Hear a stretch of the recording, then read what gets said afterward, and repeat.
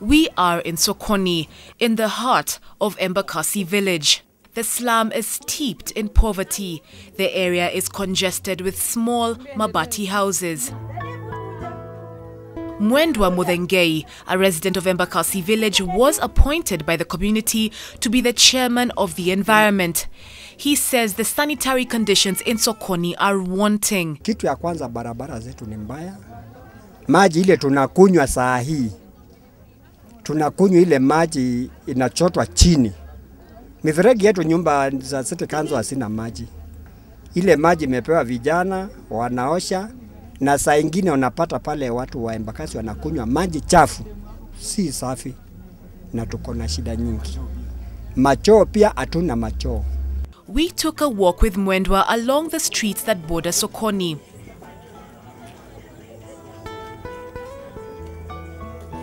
The garbage along the roads lies unattended for miles on end.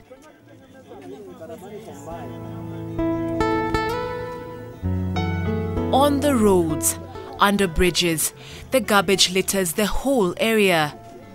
Going deeper into Sokoni, the state of the roads are pathetic.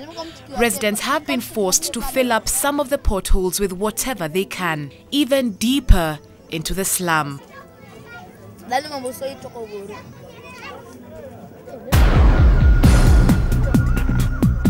Now, when most people think of Embakasi, they do not picture this. We're in Sokoni, which is in Embakasi village. And believe it or not, these are people's houses. And this is a pile of garbage which keeps getting higher, leaning against one woman's house.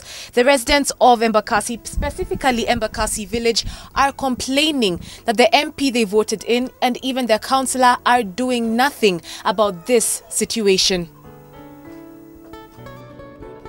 The sad reality is that the lady living in this house has learnt how to live with it, almost accepting that this is how her life will be. But must it be like this?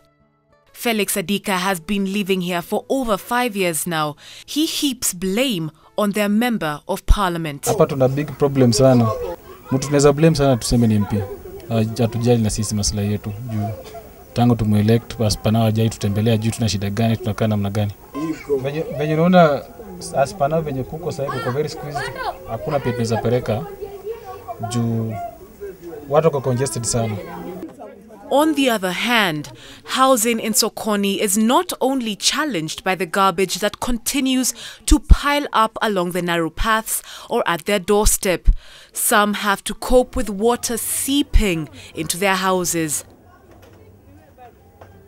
This lady moved to Sokoni with her husband, probably hoping to build a bright future together. However, that dream took an abrupt turn. For security reasons, we have had to hide her identity. Mimi mzee wangu alishikwa mwezi wa 6 tarehe 20. Paka saa hii ninakaa tu hapa, nafulia watu na waoshea manguo ndio nipate chakula chenye watoto watakula.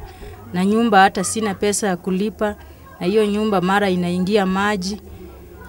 Na mwenye nyumba amekuja leo asubuhi kuniitisha pesa, nikashindwa nitatoa wapi. A husband in prison, 3 children and no rent. That's the average situation of a person living in Sokoni. Nataka wanisaidie ili nipate mahali pazuri pa kuishi na watoto. Juwezi kaa na watoto mahali kama hapa na usurvive. And it gets worse. Imagine going to bed at night only to wake up soaking wet.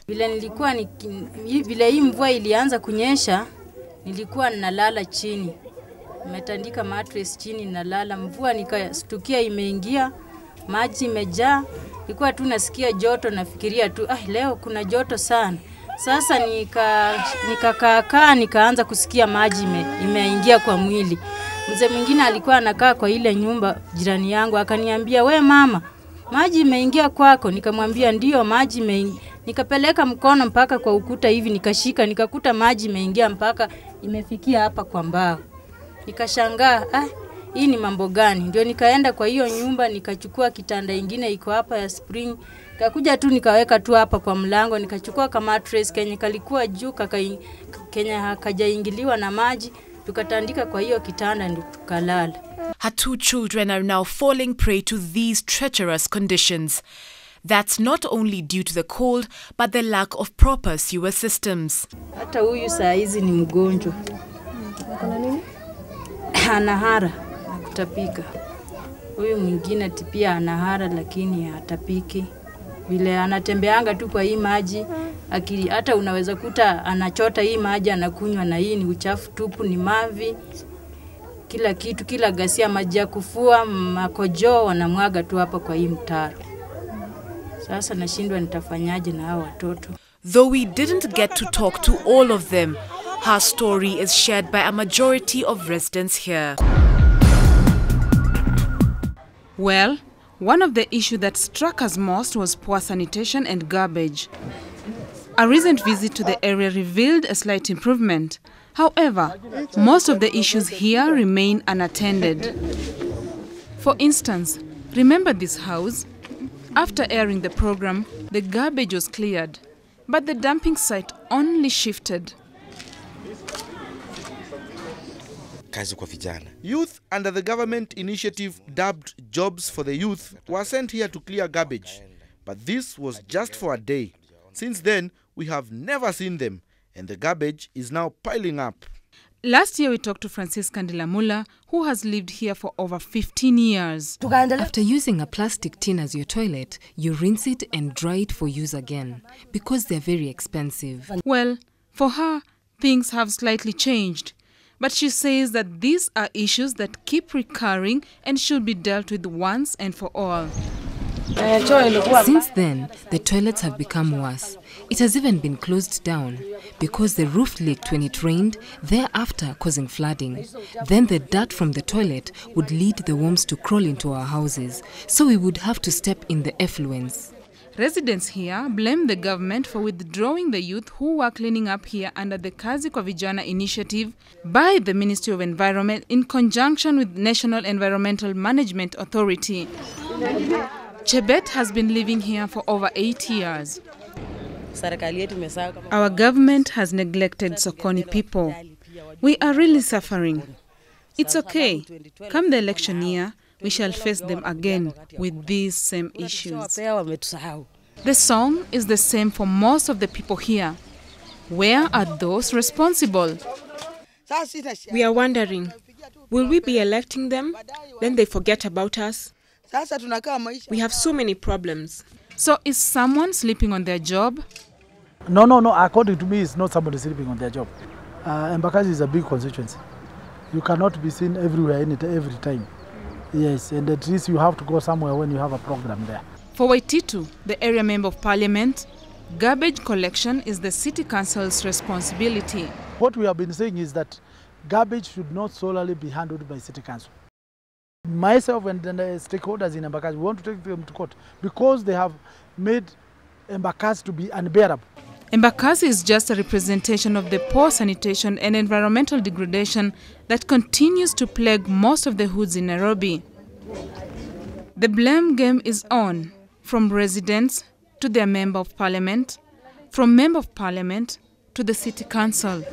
The work of managing solid waste should not be handled by the city council. They are not able to do it. We were suggesting that maybe a private organization should work together with NEMA, can do that, but not in the city council. They should not even be the ones to decide who should do it.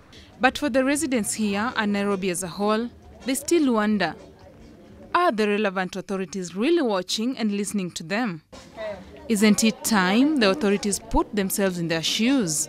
Making the dump site an area whereby trucks can easily go and come out, and again using the modern ways of solid waste management. They are still waiting for answers, but for now, the good news for them is we are going to have enough schools. I've started 7 secondary schools, 4 primary schools. For sure, issues here need urgent attention. It's a time bomb in the bud. It's said that the growth of a nation largely depends on the health of its citizens. Whether or not these issues will be resolved, only time will tell. For Eyewitness News, I'm Violet Otindo.